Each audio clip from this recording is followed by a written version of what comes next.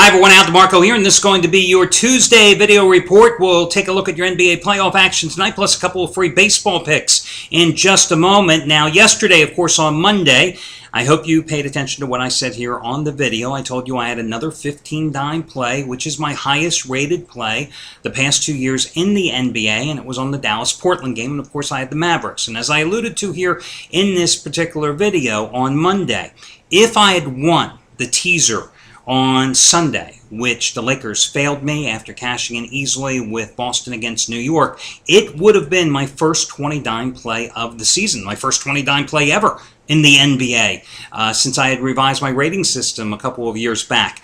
However, I didn't think it was the way to go because I thought it would have been irresponsible to go ahead and release the play of that magnitude, considering my overall deficit and the fact that I was coming off a 15-dime loser, which snapped a streak of 3 straight 15-dime winners. Well, once again, Dallas laying 4.5 points, got the job done covering and winning by 11. I hope you played it accordingly. I will obviously take it as another 15-dime play and another winner in the NBA, which I think my record with those plays now the past 2 years is 16-6-1, including 10-3-1 this year alone. Now tonight, nothing quite as strong. However, I do have a 10-dime play on the Orlando-Atlanta contest. I mean, listen, one of two things is going to happen in this game, okay? Let's just make it quite clear. Either the Atlanta Hawks are going to improve to 9-0 against the spread in this series this year. That's right, 8 games. They've won 6 of them. They've covered all 8. Or the Orlando Magic, laying 7.5 in a do-or-die situation, are going to win it by double digits and get the cover. I mean, there's only 2 ways to look at this game. I think I've got the right tact on this one, and just gave you, in fact, a free pick in game number 4 of the series when I told you the Hawks were the way to go, and they got the job done, winning outright as a 2.5-point home dog in game 4 in Atlanta. Game 5 tonight, that's a 10-dime play. And then in baseball, I've got a 5-dime selection on your contest between the Mets and the Nationals. So that's my action going for this evening. On we go to the NBA playoffs. Miami and Philadelphia. I think Miami puts away the 76ers tonight. No ifs, ands, or buts. However, a 10.5-point number, my God, that is a big number to lay with a Heat team that has been so inconsistent in this postseason. A team that has obviously something new, reserve scoring, nothing from their bench. Mike Bibby has been just as dreadful as the Mike Bibby I've ripped all season long. I mean, in name only, he's an upgraded point guard, but he's not that good of a player. Never really was, personally. Never thought he was much of one.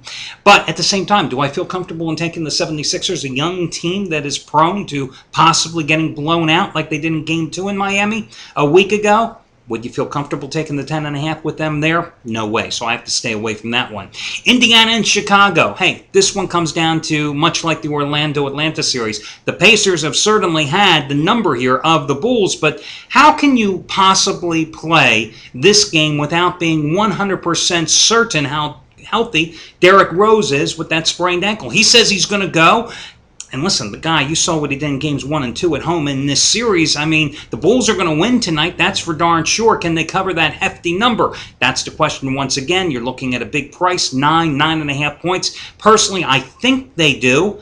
But again, without being 100% confident in Rose's health, how can you play that game? Same thing goes for New Orleans and the Lakers. Listen, Kobe hasn't even gone to get an MRI on that ankle injury. He's going to play tonight no matter what. Hey, give him all the credit and props for being gutsy tonight and going for it all. But, I would like to know the status of Kobe's ankle before I was willing to go lay the points here or grab them with New Orleans. So that's why one of the reasons I gravitated towards the game between Atlanta and Orlando tonight.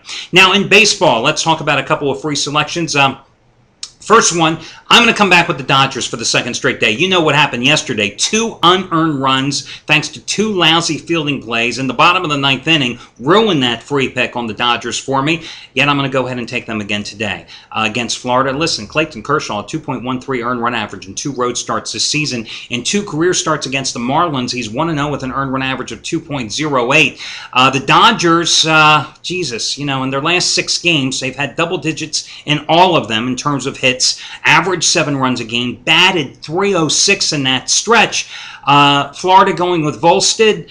A 6.97 earned run average in 2 home starts. In 3 starts this season, his ERA is 6.60. He's made 5 career appearances against the Dodgers to earn run average teetering near 5 at 4.91. So I will go with the Dodgers as the road favorite this time to bounce back at Florida.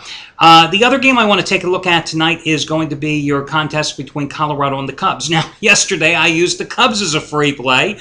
2 dreadful fielding plays, 3 costly errors in that game, and that's why the Rockies managed to escape with the win. Listen, the Rockies didn't do much offensively, and they haven't done much offensively of late here either. Since that 7-game winning streak, they have lost 6 out of 10.